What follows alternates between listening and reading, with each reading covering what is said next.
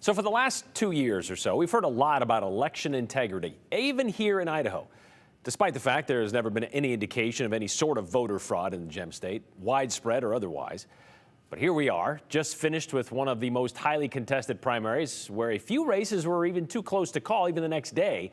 And Idaho is about to embark on a statewide election audit for the first time in state history. Tonight at 7 o'clock, the Secretary of State's office will use a bingo ball machine to randomly select 8 counties and then ask those counties to turn over their ballots for a hand count audit. Katya Stepovic explains how the process will work.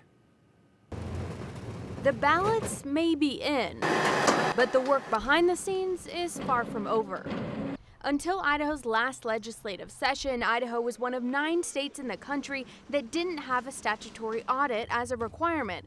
But starting tonight at 7 o'clock, we'll be hand counting ballots in each of the randomly selected counties. The Secretary of State's office will for the first time perform a randomly selected county audit.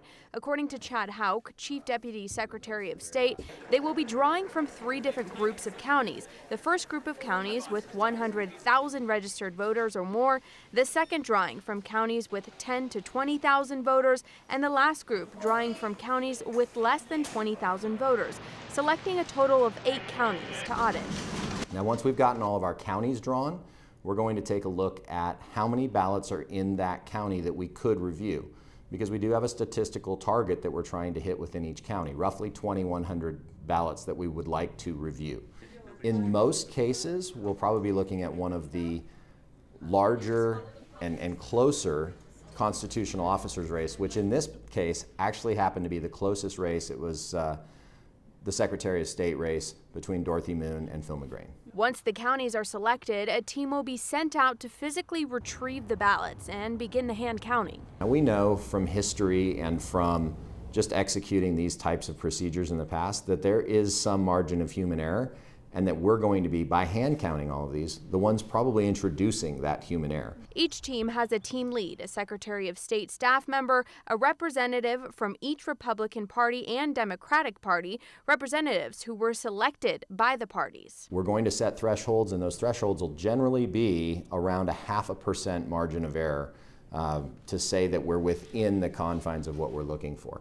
And if you look at 2,100 ballots, that means we're looking to be within 8 to 10. But the fast-acting audit process will come at a cost. We do have to move these teams very quickly in Idaho because of the large distances that we have to cover to get them in and out.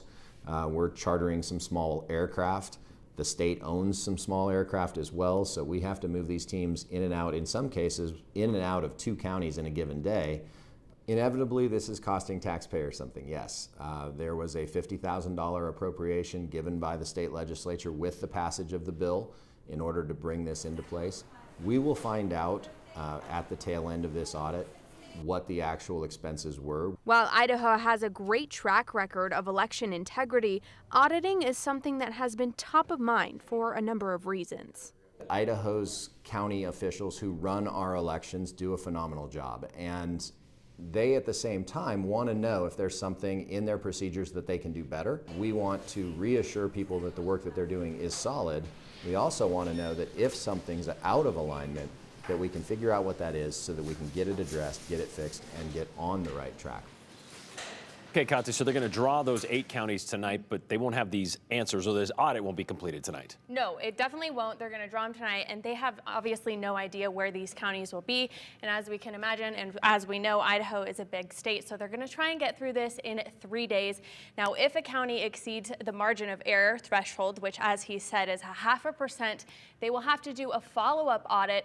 But as for what that looks like is to be determined. Houck told me there are so many variables to what the situation could look like and what that margin of error will be. They just simply don't have that mapped out yet. But of course, the plan is to not exceed that threshold, right? We hope so. Yeah, and it's interesting that a majority of these counties use machines to count their ballots.